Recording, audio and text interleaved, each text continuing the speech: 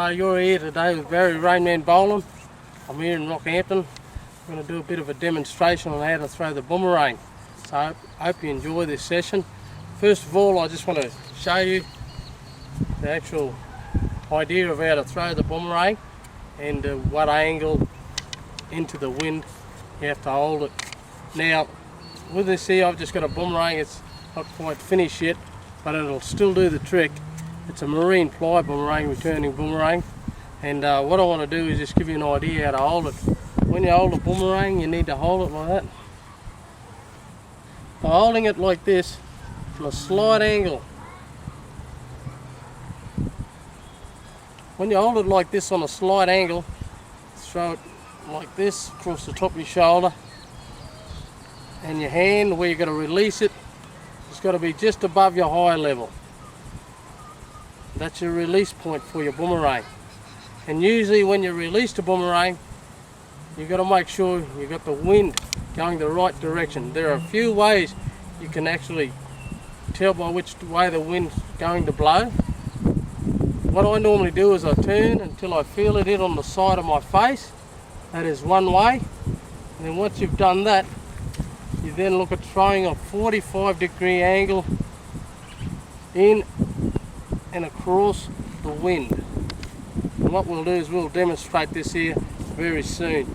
Now, like I say, with a boomerang, you've got to always make sure, think in the back of your mind, safety as well, because that's a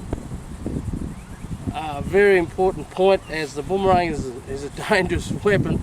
It can be used for sport, but also is very dangerous, because when it goes around, it comes back, the wind will actually help pick up the speed of the boomerang. So once it actually gets around there, it picks up more speed as it's coming back.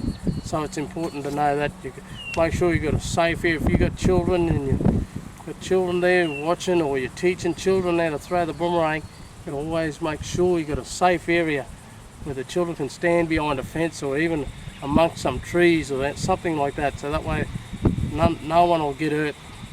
I've seen people get their lips cut. I've seen people get hit in the forehead and in between the eyes, everywhere. So it's important to understand that you know, when you're throwing a boomerang, think safety. Very important. But what we'll do now is I'll just go and give you a demonstration. Now that I've shown you the idea of how to throw a boomerang, what I want to do now is demonstrate throwing the boomerang.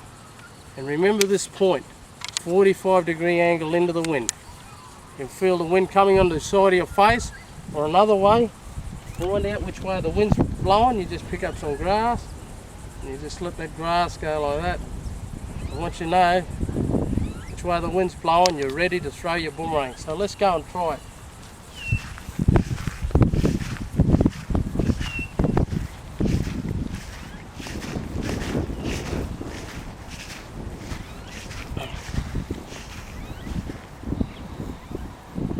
Just before I throw the boomerang, another key point is sometimes the wind is blowing pretty hard. And when the wind's blowing hard, you don't have to throw the boomerang as hard when you're actually throwing it. The less wind you got, the harder you will throw the boomerang to get it to rotate and come back. So let's see how we go right now.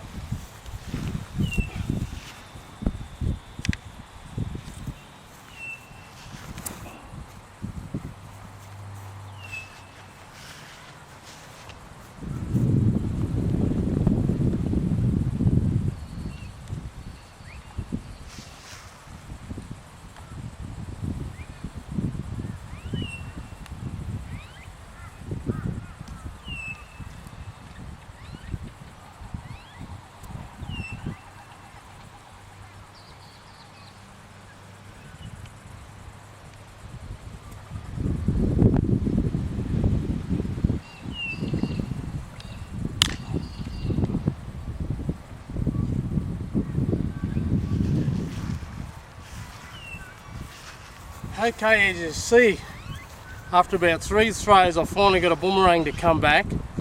And another important point is when you go to catch the boomerang, as I just demonstrated, it's important not to run fast into the boomerang, because as I was saying, it picks up momentum with the wind when it's coming back.